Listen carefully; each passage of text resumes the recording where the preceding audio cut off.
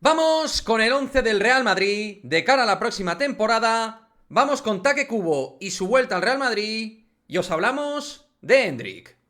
Arrancamos.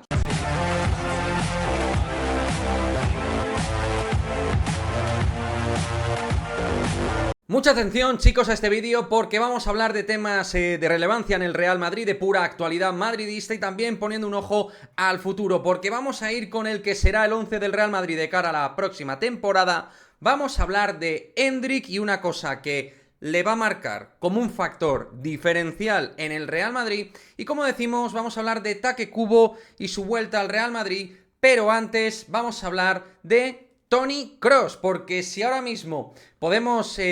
estructurar lo que es el eje elemental de este Real Madrid, lo que es la estructura vertebral del Real Madrid esta temporada, Toni Kroos tiene que ser un nombre propio y la clave de su rendimiento vamos a analizarla en este vídeo, porque aparte de tener una calidad espectacular, aparte de tener una precisión milimétrica en el pase, aparte de ser un futbolista que no para de generar fútbol para y por su equipo,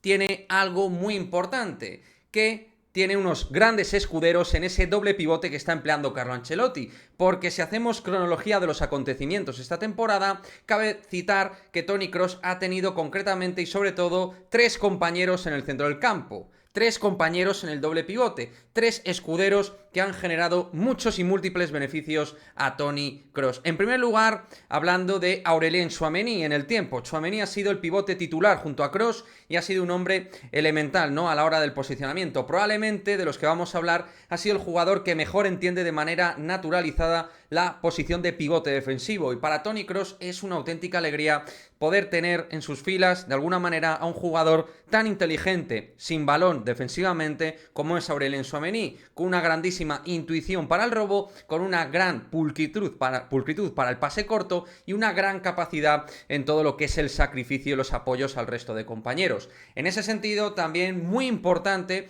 ha sido Eduardo Camavinga, que ha estado ocupando, como es habitual en él, múltiples posiciones durante la temporada, y siendo un jugador más dinámico que Aurélien Tchouaméni, no ha dejado tampoco atrás su labor de trabajo de fontanería y de intendencia, capacidad de robo, sacrificio y alternando centro del campo y lateral izquierdo. En el caso cuando ha tenido que coparticipar con Toni Kroos, también, además de todo esto que hemos comentado de Tchouaméni,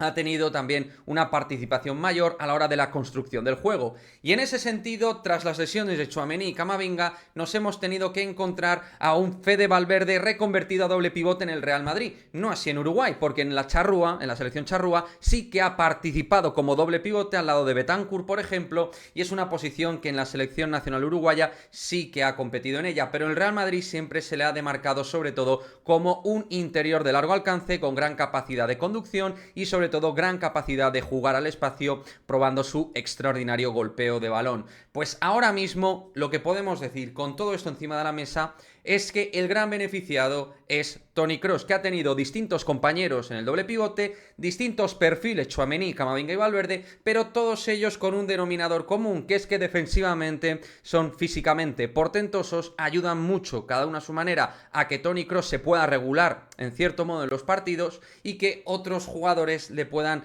equilibrar en ese sentido, en el de la recuperación y en el del orden defensivo. Y aparte, en todo lo que tiene que ver con el repliegue, porque si Toni Kroos se le ha visto sufrir en estos últimos años en algo, es en aquello que tiene que ver con el retorno defensivo y el repliegue. Y mientras tenga una situación en este esquema de Ancelotti de doble pivote con un jugador más defensivo, aunque tenga un perfil cada uno diferente, Tchouaméni, Camavinga y Valverde, son jugadores que ofician muy bien todos esos fundamentos para Toni Kroos. Así que al margen de que el propio Toni Kroos individualmente esté en uno de sus mejores momentos de la carrera deportiva, también el esquema y el elemento que le acompaña en el centro del campo está siendo primordial para ver esta versión tan brutal del futbolista germano. Endrick, y una cuestión que se confirma, una auténtica certeza. La certeza con respecto a Endrick es que vendrá con un rol al Real Madrid muy distinto al que tuvieron, a mi juicio, en su inicio, tanto Vinicius Junior como Rodrigo Goes, que aun generando mucha ilusión, sobre todo en el caso de Vinicius,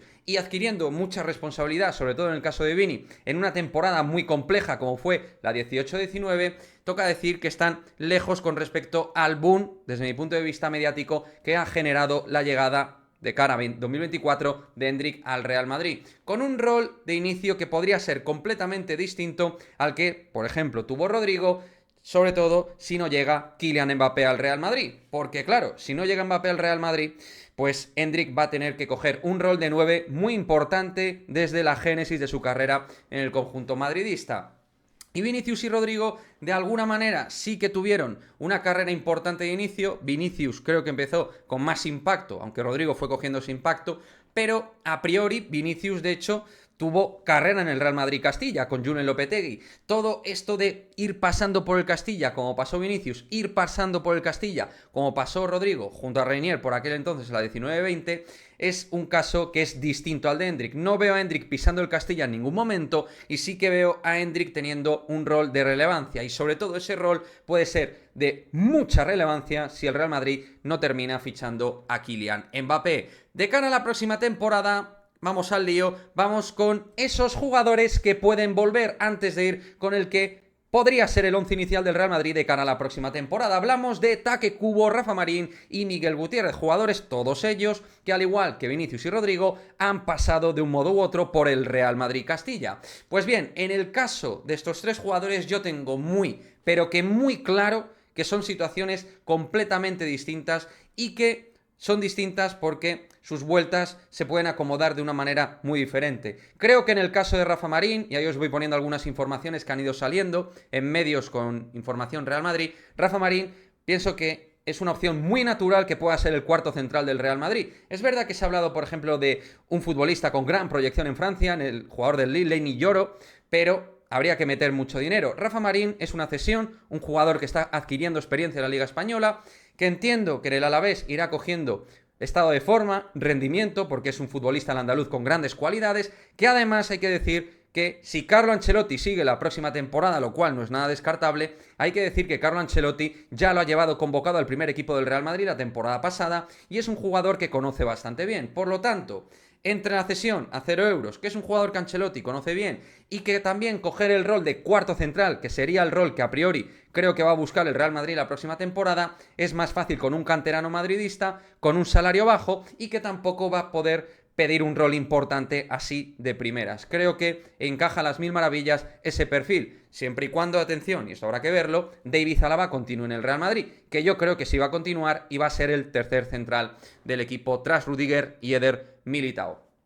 En el caso de Taque Cubo, para mí, chavales, depende de otros casos que juegan en su mapa y zona de calor. Concretamente, dos futbolistas, Brahim Díaz y Arda Güler, porque sí, cada uno con sus características son futbolistas que juegan a pierna cambiada como zurdos y que de alguna manera ocupan una zona con características distintas, pero zona muy parecida a la que ocupa Taque Cubo en la Real Sociedad. Por lo tanto, para que el Madrid pague esa cuantía de 30 millones según tenía yo entendido, es decir, el 50% de la cláusula de rescisión, porque el Madrid tiene el 50% de los derechos federativos, creo que para meter esa pasta tiene que haber situaciones negativas en cuanto al rendimiento, es decir, que por ejemplo lo de Arda Güler no mejore, que Brahim decida salir del Real Madrid y buscar más minutos en otro sitio, algo así para que el Real Madrid se pueda plantear la vuelta en forma de compra del 50% de los derechos del jugador. Es decir, no veo que sea una operación sencilla la vuelta de Taque Cubo del Real Madrid. Se tienen que dar bastantes más cosas que en el caso de Rafa Marín. Nada tiene que ver.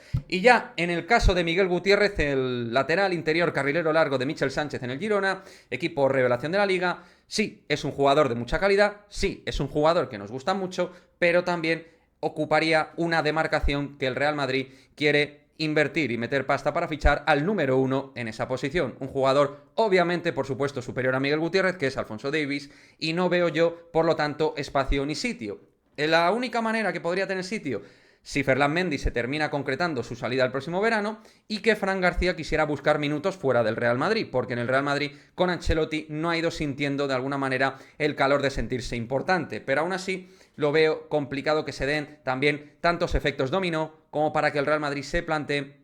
una operación retorno con el caso de Miguel Gutiérrez. Y ahora sí, vamos al lío, vamos con lo que podría ser el 11 del Real Madrid de cara a la próxima temporada bajo dos pretextos y dos elementos clave. Uno,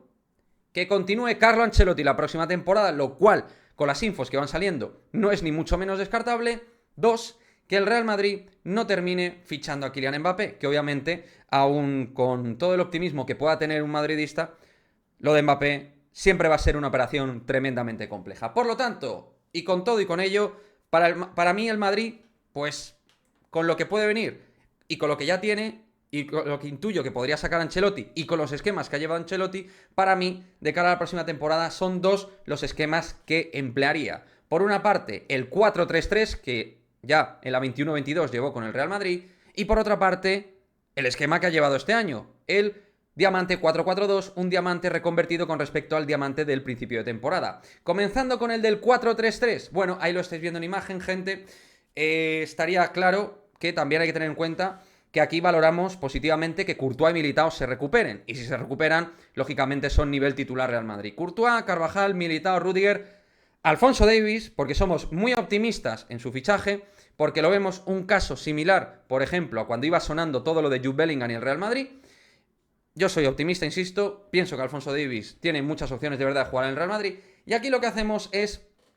poner más atacantes y menos volumen de centrocampismo. Ponemos Tchouaméni, Camavinga, teniendo en cuenta que Modric termina contrato y teniendo en cuenta que Kroos termina contrato y no se sabe si va a renovar, dando por hecho que no renueve y dando incluso por hecho que renueve, pero que se le quiera seguir dando paso a Camavinga con Tchouaméni, veo ahí un doble pivote con Bellingham enlazando centro del campo y ataque. Y a partir de ahí, en un 4-3-3, sí que veo un espacio para los tres brasileños, Rodrigo, Vinicius y Endrick. Sí, porque si la cosa va bien, creo que Endrick tiene opciones de pelear claramente y pujar por la titularidad en un espacio donde hay hueco para que Endrick pueda entrar como titular. Aun viendo que pueda pasar con Joselu, por ejemplo, pero sin venir Mbappé, Endrick es un delantero y podría coger sitio con Rodrigo y Vinicius en un 4-3-3. Pero todo esto hay que analizarlo en un 4-3-3. Al igual que en un 4-4-2 diamante, que es el sistema último que está empleando Carlo Ancelotti y donde estáis viendo ahí la diferencia. La diferencia claramente es que, por ejemplo, Federico Valverde, que puede jugar de extremo derecho en un 4-3-3, aquí en un 4-4-2 sería más natural con respecto a esta temporada cuadrarlo con un centro del campo joven, con Tchouaméni, Camavinga y Bellingham, en un diamante más puro, con lo que, digamos de alguna manera, nada tiene que ver con un 4-3-3. Sería un diamante con volantes interiores que pueden cerrar hacia adentro porque son centrocampistas más que jugadores de banda, tanto Valverde como Bellingham. Y arriba, ahí son dos los atacantes. Y podría insistirse en el Vinicius Rodrigo, un Vinicius que tendría que entrar más por dentro, con Rodrigo Goes. Y donde de alguna manera, si impera el centrocampismo con respecto a meter más atacantes, el damnificado, lógicamente, por estatus, podría ser Endrick. Es decir, que Endrick, de alguna manera, no sea tan titular en este esquema de 4-4-2 diamante, y en cambio en un 4-3-3 con más elementos de ataque, posicionalmente hablando, sí que tiene opciones a priori de ser más titular. Esto es una foto fija. ¿Qué quiero decir? Que hay muchas cuestiones. Que tenga que seguir Ancelotti, que no venga Mbappé, y luego hay cuestiones como la renovación de Kroos. Porque si Kroos renueva por el Real Madrid, que insisto, a día de hoy no ha renovado por el Real Madrid, pero si renueva, lógicamente jugadores como Camavinga o Tchouaméni no tienen garantizada su titularidad. ¿De acuerdo? Estoy poniendo ahí jugadores con contrato en vigor con el Real Madrid y también poniendo la llegada por segura, que es de Endrick, y para mí al menos, no sé para ti, probable de Alphonso Davies, porque el Madrid en el lateral izquierdo yo creo que quiere hacer una inversión importante. En el lateral derecho veremos qué decisión toma el Madrid, pero está claro que Carvajal tiene contrato y si sigue a este ritmo, pues va a tener muchas chances de ser titular de cara a la próxima temporada. En fin, quería compartir un poco con vosotros mi futuro respecto a la próxima temporada, porque en este canal tratamos pura actualidad Real Madrid, pero también con la vista puesta al futuro, porque en el Madrid se trabaja también el largoplacismo y en este canal pues miramos también el futuro. Es totalmente compatible hablar del presente mirando también hacia el futuro. Me gustaría vuestra opinión, vuestro comentario al respecto de todos estos temas que hemos tratado en el vídeo. Muy importante como siempre vuestra participación y nos vemos en el próximo vídeo del canal. Chao, chao.